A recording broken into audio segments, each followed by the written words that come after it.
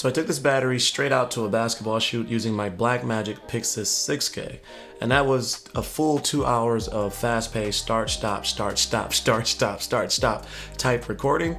And I started at 98% when I first turned on the battery, and then I finished that shoot at 54%.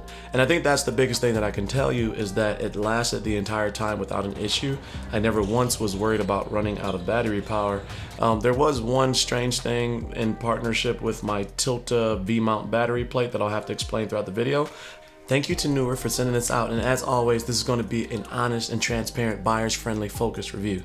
And my goal is always to give you enough information so that you can make an educated decision on whether or not this is going to be the best purchase for you. Now, there's a lot of 99-watt V-mount batteries on the market, and I think the thing that makes this stand out or makes this stand apart from others on the market is that this includes a lot of features that you would find on multiple different devices. So from a user experience standpoint, that means you can take less with you on travel and on your shoots and on set, and still get the same amount of features out of this one device. First of all, and come in real quick, one really cool feature on this that you don't see on most, I actually don't think I've seen it on any of these, is this feature here.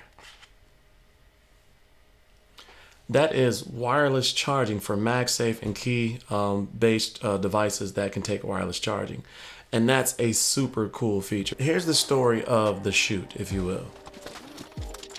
I shot for 2 hours using my Blackmagic PYXIS 6K, and I basically dropped 44%, I guess, battery life while I was shooting with the PYXIS 6K.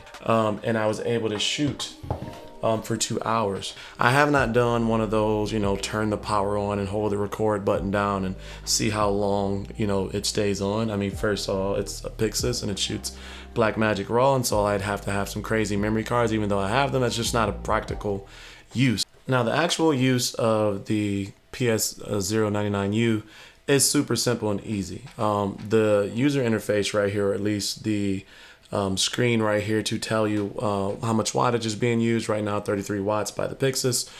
You can connect it to the app via Bluetooth by hitting the plus, and then it adds it to your list of devices. Then you can open it up and you can manage it from there.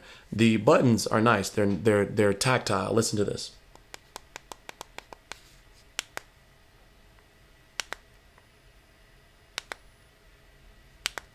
The inputs and IO being at the top for me is really good because it stops the clutter and the crazy mess that can sometimes happen in between the V mount and the body of the camera or what have you. Keeps everything on top so that I can route my wires how I need to in order to keep my rig really nice and neat. Look at this rig. There's barely anything on it, and I can shoot for hours at 6K open gate. I think the biggest thing for me is that there are a lot of features in this for less money than the competition. One of the things that I like a lot about this is that when you have multiple devices plugged into this, you can control how much wattage goes into each device at a minimum of 30 watts on the slider, if you will. And when doing that, it changes the life of the battery because it's from the start, the two USB-Cs are out to 100 watts charging, but you can lower them 30 watts a piece, and then that drastically changed how much battery life I had left of the battery. So depending on what you're shooting and what you're charging, what you're powering, what you're running, I was powering like a cell phone and then my GoPro battery charger and things like that. So I didn't need 100 watts, right? The phone doesn't take more than 30 watts and the GoPro is like 15 watts or something like that. So 30 was enough for both of those devices on each of those USB-C ports. So I don't know. Let me know your thoughts or any questions you might have as far as that user experience, but let's go over the features or specs of this battery. Biggest thing, you have two USB-C 100 watt bi-directional PD 3.1 USB-C ports. If you need to power something that is power hungry, then you have that. You also have your USB-A port right here. Then you have two regulated barrel chargers right here, 12 volt and 8 volt. Those, that's your 5 IO, but then you also have one D-tap. Now, this is the only knock that I would give this. I don't often need two D-taps, but I know a lot of people need two D-taps. And I think that, to just kind of put the nail in the coffin on some of the competition, if it had two D-taps, I think that would be that. But Big feature that I've shown several times at this point is going to be your fill light. And there's two different levels to this. Version right there of the fill light, and then if I need to be a little bit dimmer, then I hit that. Now it's a little bit dimmer. I got the stars in my eyes because of the light. And then, like I said, if you have a situation and you got to do SOS from a distance, a really cool thing of this as well, like when I was shooting in the gym, and I turned it on, it was kind of cool that it lit up my camera, if you will, like while I was kind of in a dark corner and I was recording, so that I could see like my memory card reader or my CF Express card port right there. And then when I was plugging in the microphone jack right there, it lit that up as well. So I thought that was kind of cool.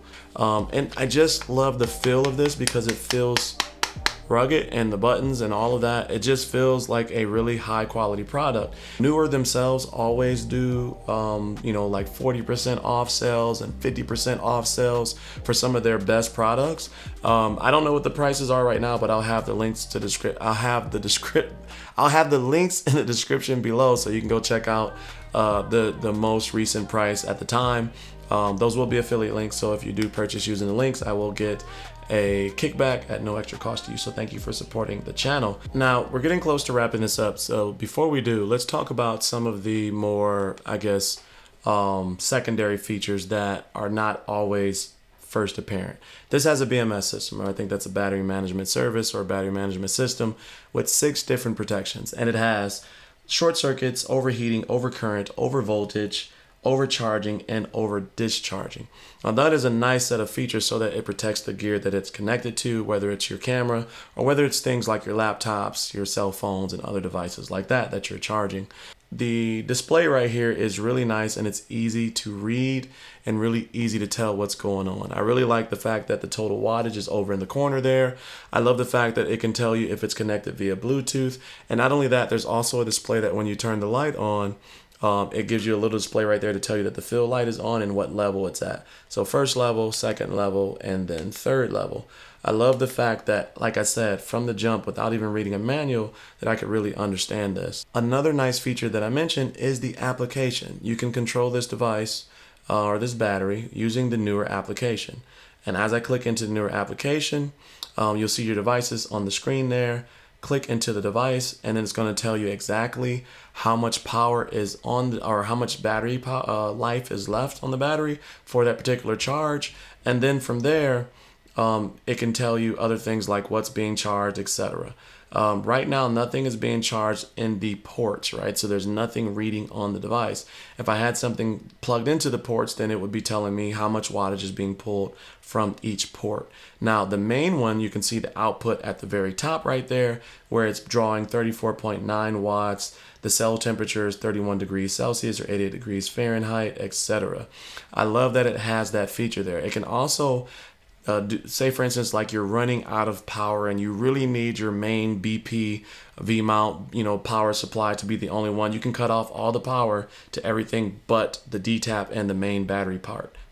So that way, whatever your crucial stuff is that's being powered, if you're getting low on battery, you can run just those things and turn off all the other ports without having to unplug them. One cool feature, if you have a power block that is 100 watts or more, then you can charge this fully from 0 to 100% in only 2 hours. Now that's massive because you can get out and go, and if you have multiple batteries, then you can charge this one up while using the other one and have plenty to spare. I did mention at the beginning of the video there was some weird observations that I made while using this particular setup, and I don't think it has anything to do with the actual battery itself, but maybe compatibility. When I first plugged in the VMountBattery and the BPU battery together in this Tilta setup, this setup array right here, where I have the BPU as my backup power and then my V-mount as my main power, the BPU was still being drained, and that was for like 5 minutes before I recognized that. So when you're using the BPU, it gives you a wattage. When you're using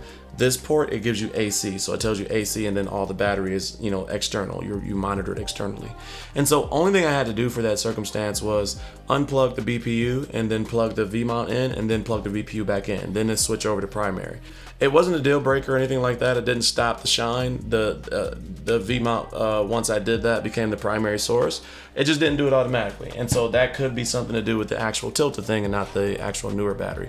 But in case you have a similar setup, I just wanted to say that but that's how I fixed it. I put the V-mount on first, then the BPU, and it was fine. So my final verdict is that I would recommend this battery hands down, and this is now my new favorite battery.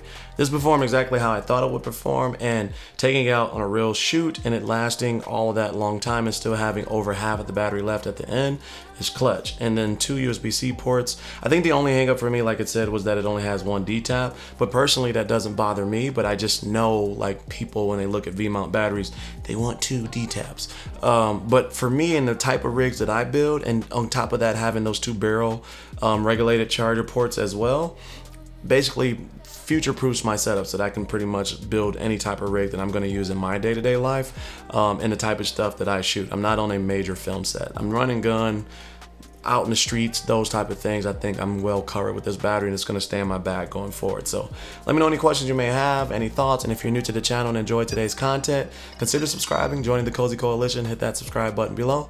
As always, stay cozy in that crazy world, and I'll see you in the next video. Peace.